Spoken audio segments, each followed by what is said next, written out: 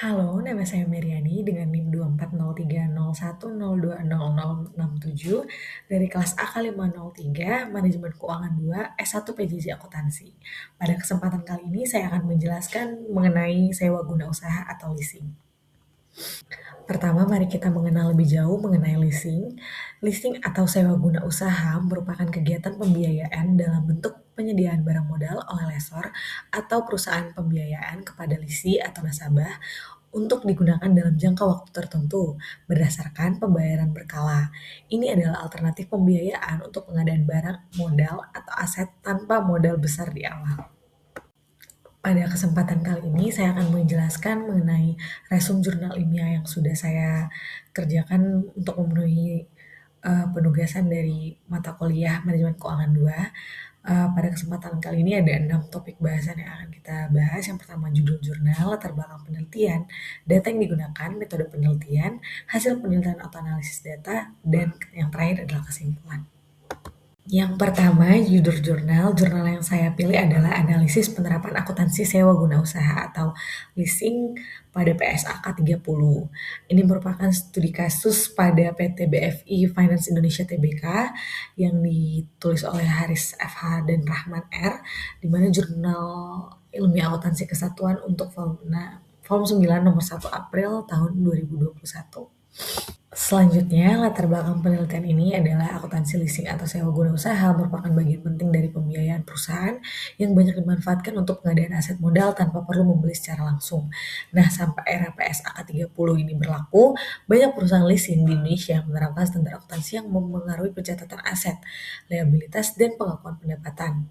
Nah, penelitian ini dilatar belakangi oleh kebutuhan untuk mengetahui bagaimana perusahaan pembiayaan mencatat dan menyajikan transaksi sewa guna usaha sesuai PSAK 30, terutama apakah praktik leasing yang berjalan sudah sesuai dengan standar akuntansi yang berlaku.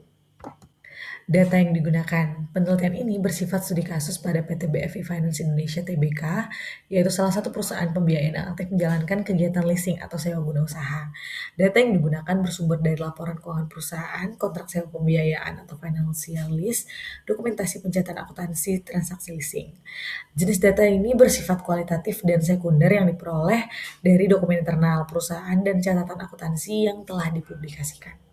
Selanjutnya adalah metode penelitian, di mana penelitian ini menggunakan pendekatan kualitatif deskriptif dengan teknik analisis dilakukan dengan cara yang pertama mengkaji kontrak sewa guna usaha perusahaan, kemudian menganalisis sistem pembiayaan dan pencatatan akuntansi yang diterapkan, yang ketiga membandingkan praktik akuntansi perusahaan dengan ketentuan dalam PSAK 30 tentang sewa guna usaha.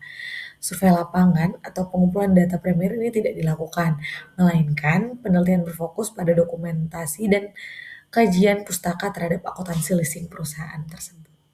Selanjutnya hasil penelitian. Dari penelitian mengenai jurnal tersebut, kita mendapat 4 poin penting. Yang pertama adalah PT BFI Finance Indonesia Tbk menerapkan metode sewa pembiayaan atau financial lease dalam kontraknya, di mana secara substansial seluruh risiko dan manfaat atas aset dialihkan ke lisi.